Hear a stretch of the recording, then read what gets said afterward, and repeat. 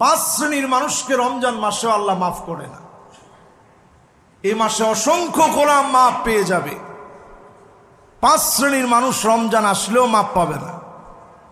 তাহলে তারা কত বড় বঞ্চিত, একটু চিন্তা করেন। এত বড় মেহমান আপনার ঘরে আসছে, কিন্তু 5 শ্রেণীর মানুষ তখনও মাফ পায় না।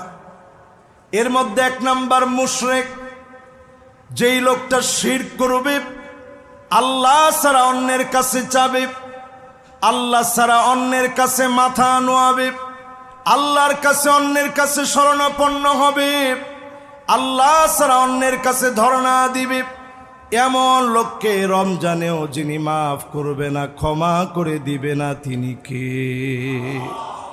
রমজান পেয়েছি, শিরিক ছাড়তে পারি নাই, রমজানও আপনার মাফ হবে না।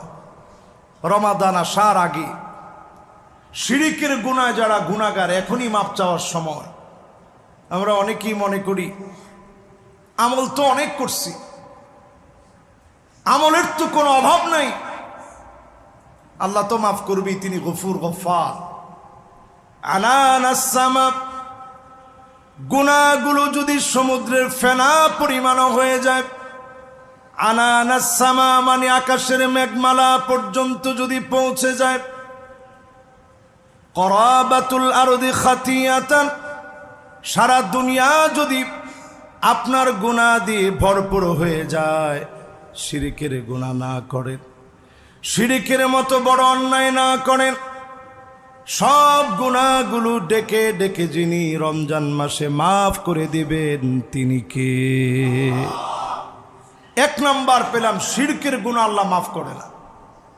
2 নম্বরে মুশাহিন, যেই লোকটার মনের ভিতরে হিংসা বিদ্বেষ ভরা, এই লোকটারে আল্লাহ রমজান মাসেও মাফ করে না। আচ্ছা, আমি যদি এবার আমাদের এই মসজিদে যদি জিজ্ঞাসা করি, হিংসা নাই এরকম লোক কি আমরা আছি নাকি?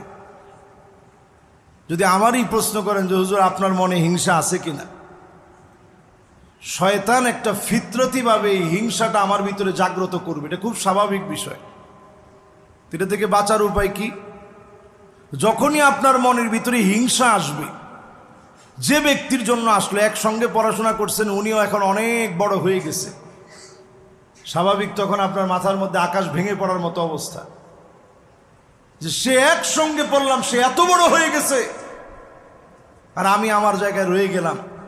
আল্লাহ সব তুমি তারই দিছ, আমারে আর তুমি দেখলা না। এই কথাটা বলাটা কুফরি, সরাসরি এইটা কুফরি।